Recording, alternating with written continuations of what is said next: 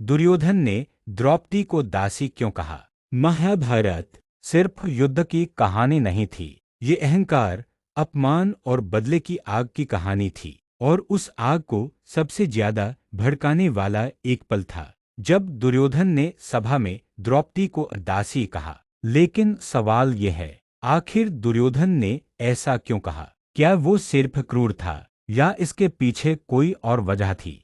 तो चलिए आज उसी रहस्य को समझते हैं। एक तरफ बैठे थे धर्मराज युधिष्ठिर, जिन्हें धर्म का प्रतीक माना जाता था, लेकिन जुए की लत ने उनसे उनका विवेक छीन लिया था। शकुनी की चालों में फंसकर युधिष्ठिर एक एक करके सब कुछ हारते गए। पहले सोना, फिर राज्य, फिर अपने भाई और आखिर में खुद को भी दांव पर लगा दिया। अब सवाल ये था, जब इंसान खुद को ही हार चुका हो तो क्या उसके पास किसी और को दांव पर लगाने का अधिकार बचता है? लेकिन युधिष्ठिर ने यही सबसे बड़ी गलती कर दी। उन्होंने द्रौपदी को दांव पर लगा दिया और शकुनी ने मुस्कुराकर कहा, हम जीत गए। बस यहीं से शुरू हुआ महाभारत का सबसे शर्मनाक अध्याय। दुर्योधन ने तुरंत आदेश दिया, द्रौपदी को सभा में लाओ। द्रौपदी हैरान थी। उन्होंने सवाल पूछा,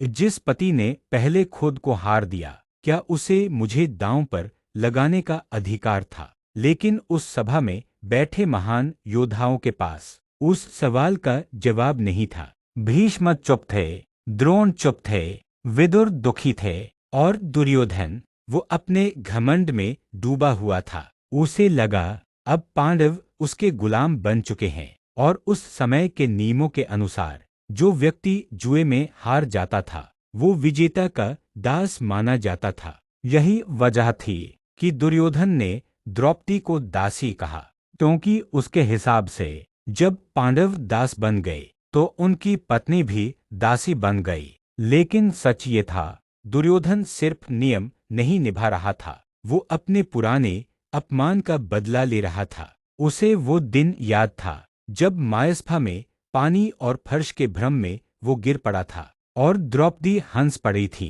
कहा जाता है कि द्रौपदी ने कहा था, ये अंधे का पुत्र अंधा। बस वहीं से दुर्योधन के मन में बदले की आग जलने लगी। सभा में उसने द्रौपदी का अपमान करके अपने अहंकार को शांत करना चाहा। उसने दुशासन को आदेश दिया, द्रौपदी का चीरहरण करो। सोचिए, एक महारानी पूरी सभा में अपमानित की जा रही थी, लेकिन कोई आगे नहीं आया। तब द्रौपदी ने इंसानों से उम्मीद छोड़कर श्री कृष्ण को पुकारा और फिर हुआ चमत्कार। दुशासन चीर खींचता रहा, लेकिन साड़ी खत्म ही नहीं हुई। सभा कांप उठी। द्रौपदी की आंखों में अब आंसू नहीं, आग थी। उन्होंने प्रतिज्ञा ली, जब तक दुशासन के खून से अपने बाल नहीं धोंगी तब तक इन्हें बांधूंगी नहीं।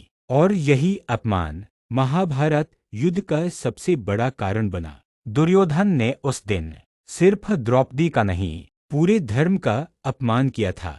और शायद यही वजह है कि इतिहास में उसे वीर योद्धा से ज्यादा अहंकारी और अधर्मी राजा के रूप में याद किया जाता है। महाभारत हमें सिखाती है, अहंकार इंसान को इतना अंधा बना देता है कि वो सही और गलत का फर्क भूल जाता है। और जब सत्ता के नशे में इंसान किसी स्त्री का अपमान करता है तो उसका विनाश तय हो जाता है, क्योंकि युद्ध तलवारों से पहले शब्दों से शुरू होते हैं।